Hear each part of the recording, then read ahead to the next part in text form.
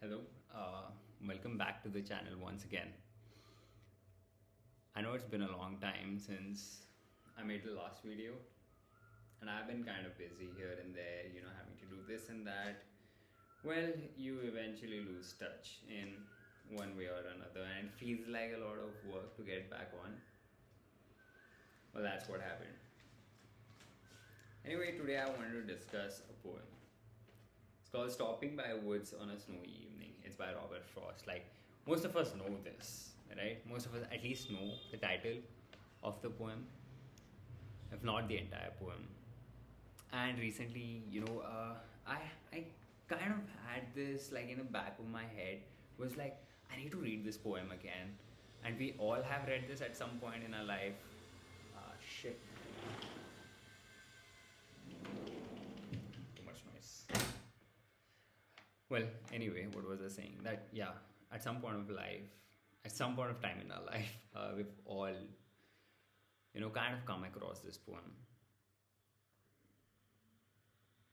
And the reason why I think it struck me is because I think I was in like, depot forest, like, around me.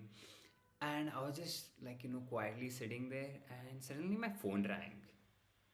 I was like, shit, man, I can't, like, stop by the woods and just have a look, right? And it was like, I was just 2 months ago at this point, like, it was a winter evening, and I came back, I painted the winter evening. I felt so good, but that call just like, destroyed the moment for me. It was just like, suddenly sucked the soul out of me and just left me lying there, like, you have no will, like, you cannot just like sit, stare, and stay. Like, that was something that is impossible for me to do. I think this is what the modern world has done to us. But before I get into that, let us read the poem first. It is in iambic meter, so basically, it follows with a stressed syllable, and then before that is a soft syllable. So, like, whose words? These are, I think, I know. So the stress syllable comes after. Uh, I actually cannot tell exactly what the rhyme scheme is, because I know the first line and the last line has a rhyme scheme, but otherwise I'm not very well versed with poems. But let's try to analyze this after having read the poem. Whose woods these are, I think I know. His house is in the village though. He'll not see me stopping here to watch his woods fill up with snow. My little horse must think it queer to stop without a farmhouse near. Between the woods and frozen lake, the darkest evening of the year. He gives his harness bells a shake to ask if there is some mistake. The only other sounds the sweep of easy wind and downy flake. The woods are lovely, dark and deep, but I have promises to keep, and miles to go before I sleep, and miles to go before I sleep. So that's the poem, Robert Frost, right? We got it now. I think it begins with kind of a supposition where it doesn't matter whether he knows who owns this woods or not, because he says whose woods these are, I think I know. He thinks, he feels like, as this in the back of his head, that he assumes that he does not assume he knows the person directly, but in a way he suggests that he might know. But why is that? I mean, he could just say, like, there are these woods and I'm just stopping here to look at the snow. I mean, what the hell? What could go wrong otherwise, right? But why is the poet suggesting that they might know the person who owns the wood?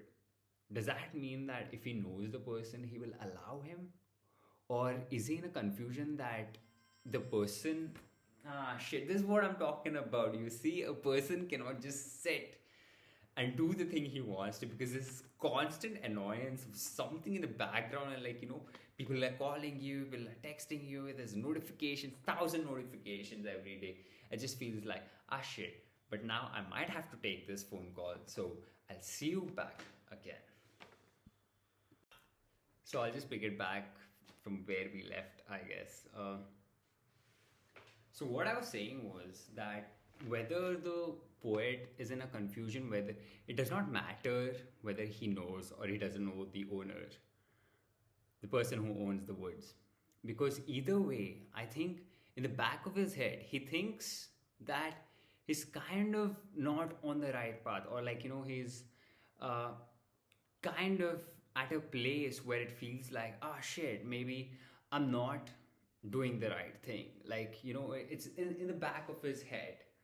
Like, can you imagine, like, not knowing the person, or whether knowing the person could make you feel like, ah, shit, they might think that I'm crazy because I'm stopping by the woods just to look at the woods. So there is that kind of like, supposition going on behind, like, whose woods these are, I think I know. And then he goes on to say, his house is in the village though. He will not see me stopping here to watch his woods fill up with snow. Again, the supposition that he might know the person or not doesn't make a difference how the person might look at him, right? They might still think that, stopping there and looking at woods is kind of crazy. But at the same time, not seeing him, right? And then still to watch his woods fill up with snow kind of might mean like, people have this kind of scenario where they might stop in their lives and look at what is going on.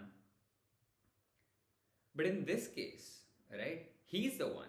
He does not own the woods, but he feels like he's stopping in someone else's woods and just, it's kind of like, just letting the world go through with what it does. And just like, stopping and just like, kind of relaxing and just take a moment off to just kind of recognize the pattern about life, right? It kind of goes with like, contemplation or waiting to notice things that otherwise goes quite unnoticed. I think there is that aspect to it. And here I think like, there's a bigger thing in the next line. My little horse might think it queer, right?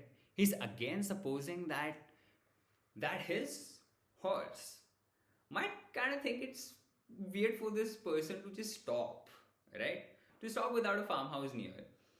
I mean, again, the supposition is based on this restlessness that you feel with the world, that it does not allow you to stop, even when no one is stopping you. It feels like, some days when I'm out, maybe it's like 8:30, 9 o'clock, but in the back of my head, I'm like, ah, shit, am I late to go home, right?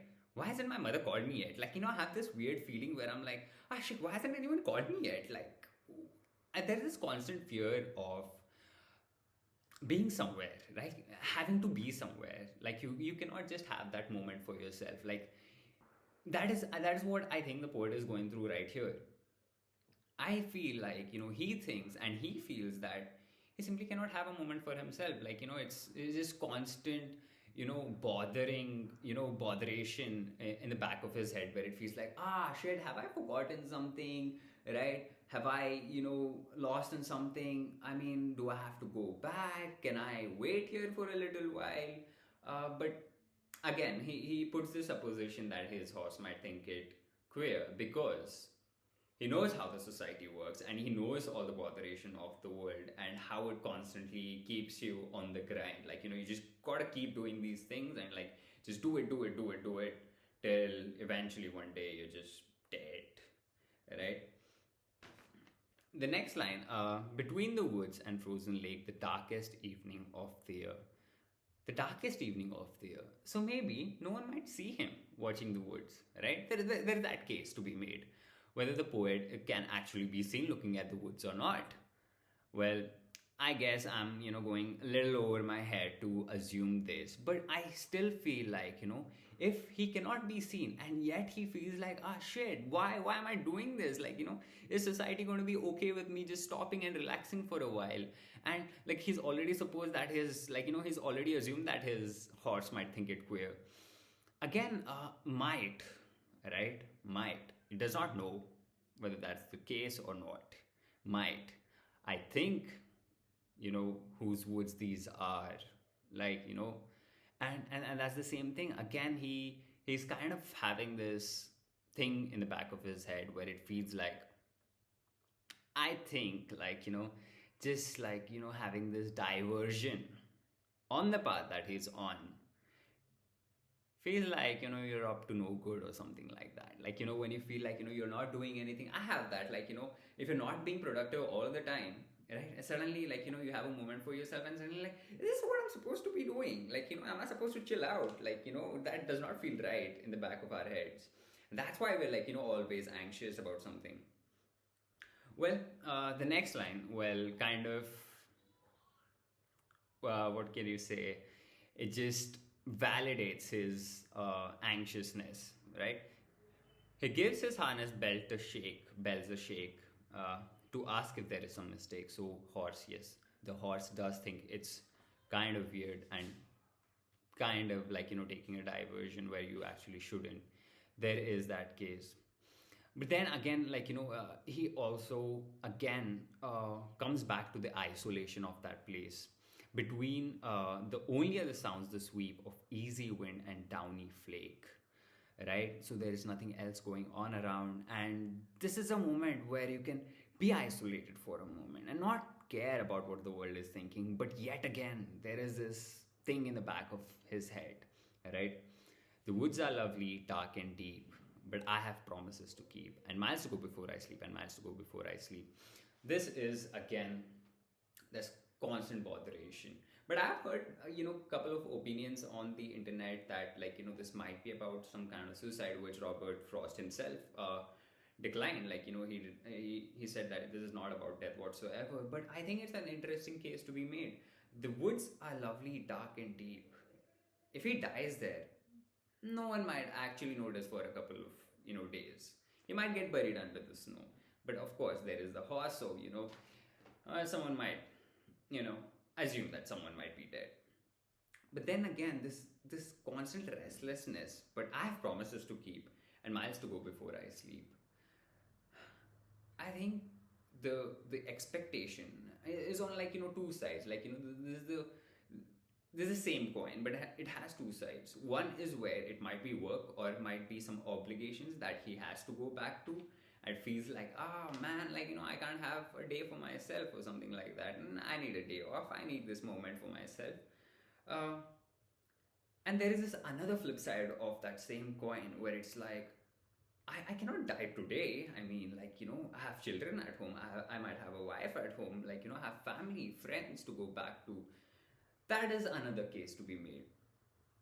So, in overall, under my speculation, or say my interpretation of the poem, is this: that the world has become restless, that it will not allow you a moment to just stop, just stare, just look at the things go by. I've had this a couple of times. I'm sitting at the store, right? We have this beautiful garden in the front, and there are a couple of squirrels that go by, and, like, sometimes a parrot, like, are eating almonds and, like, throwing it down. I'm just looking outside, and a client comes and he's like, what are you looking at?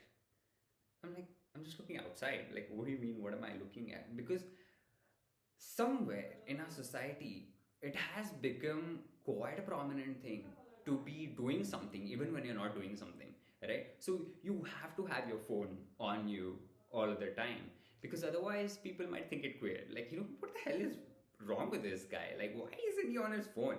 Like, I've seen this a couple of times. Like, I was in Bangalore once and I'm going through metro, and, like, everybody's on their phone, earphones. Some uncle is playing reels on, like, full volume. And I'm like, God damn. Like, I'm just looking at these people. I'm like, oh shit, these people, if they look at me, they might think, like, oh, what a weirdo, man. He's just looking at everyone. Just, what's wrong with him?